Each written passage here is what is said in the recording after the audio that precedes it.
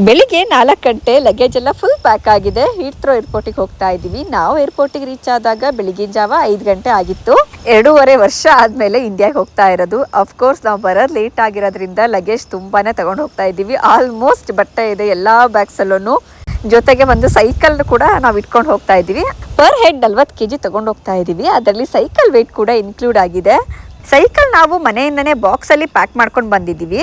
ಇನ್ನ extra secured package ಬೇಕು ಅಂತ ಅಂದ್ರೆ ಏರ್ಪೋರ್ಟ್ ಅಲ್ಲೇ ಪ್ಯಾಕ್ ಮಾಡ್ಕೊಡ್ತಾರೆ. ಎಕ್ಸ್ಟ್ರಾ ಚಾರ್ಜಸ್ ಆಗುತ್ತೆ ಅದಕ್ಕೆ. ಬ್ಯಾಗ್ ಎಲ್ಲ ಒಂದ್ ಕಡೆ ಕೊಟ್ಬಿಟ್ಟು ಸೈಕಲ್ ಬಾಕ್ಸ್ ದೊಡ್ಡದಿರೋದ್ರಿಂದ ಅದನ್ನ ಇನ್ನೊಂದ್ ಸೈಡ್ ಕೊಡ್ತಾ ಇದೀವಿ. ಇನ್ನುಳಿದಂತ ಎಲೆಕ್ಟ್ರಾನಿಕ್ ಐಟಮ್ಸ್ ಎಲ್ಲ ನಾವು ಕ್ಯಾರಿ ಮಾಡಿದೀವಿ.